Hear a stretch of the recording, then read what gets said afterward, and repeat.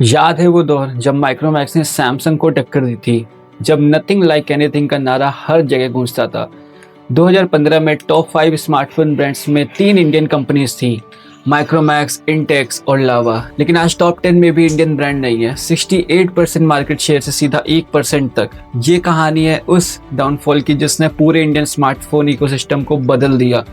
Stay tune, क्योंकि जो आप सुनने वाले हैं वो सिर्फ बिजनेस फेलियर नहीं बल्कि एक बड़ा वेकअप कॉल है। चलिए टाइम ट्रैवल करते हैं 2013-2015 तक। उस वक्त माइक्रोमैक्स ने सैमसंग को बीट करके इंडिया का नंबर 1 स्मार्टफोन ब्रांड बन गया था। Sounds unbelievable, right?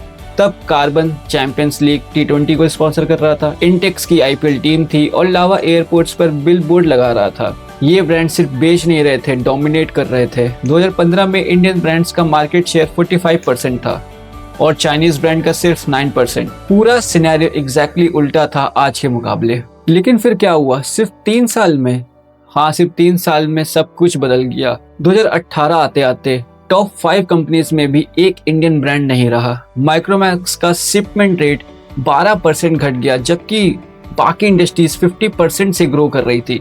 आज 2024-25 में मार्केट में चाइनीज ब्रांड्स का डोमिनेंस 99%, वो 99% जो कभी सिर्फ 9% था। और माइक्रोमैक्स, लावा, कार्बन, इनका क्या हुआ? आज इनका कंबाइंड मार्केट शेयर 1 से 2% से भी ज्यादा नहीं है। अब आता है real question, why?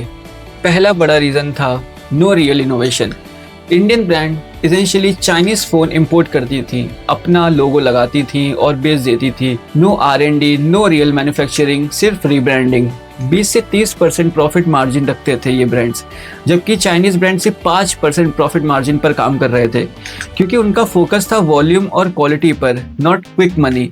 Actual Chinese brand directly India में आए, लाइक Xiaomi, Oppo, Vivo, तो कंज्यूमर्स को मिल गया better product at better price.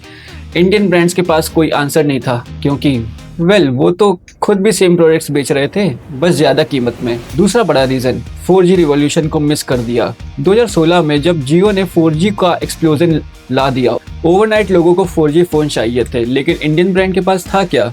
3G inventory का पहाड़, वेयर हाउस में करोड़ के 3G फोन्स पड़े हुए थे जिनको कोई खरीदना नहीं चाहता था। तो यार चाइनीज ब्रांड, उन्होंने तुरंत अफोर्डेबल 4G फोन्स लॉन्च कर दिए। Xiaomi, Realme, Vivo सब रेडी थे।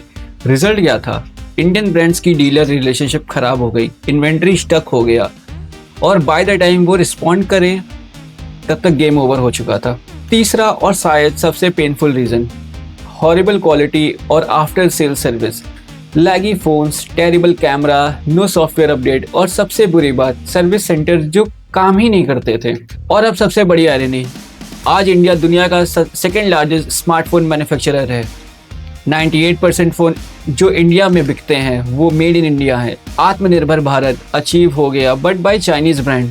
एप्पल, सैमसंग, Xiaomi, Vivo सब इंडिया में मैन्युफैक्चर कर रहे हैं। PLI स्कीम के तहत 5.45 लाख करोड़ की प्रोडक्शन, लेकिन इंडियन ब्रांड्स, लावा अभी भी ट्राई कर रहा है, माइक्रोमैक्स ऑलमोस्ट एक्सटिंक्ट है, कार्बन प्रैक्टिकली खत्म हो चुका है। तो क्या प्रॉब्लम मैन्युफैक्चरिंग में नहीं थी, बल्कि माइंडसेट और स्ट्रेटजी में थी। चाइनीज ब्रांड ने लॉन्ग टर्म इन्वेस्टमेंट किया, R&D में पैसा लगाया, इकोसिस्टम बिल्ड किया। इंडियन ब्रांड चाहते थे क्विक प्रॉफिट्स और वो मिला भी, लेकिन टेम्परेरी।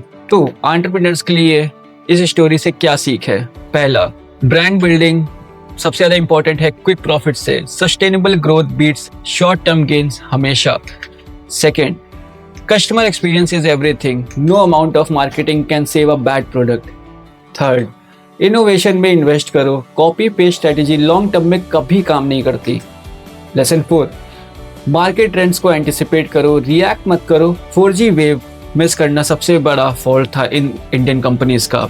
इंडियन स्मार्टफोन ब्रांड्स की ये कहानी याद दिलाती है, मार्केट में पोजीशन टेम्परेरी होती है, रेपुटेशन परमानेंट।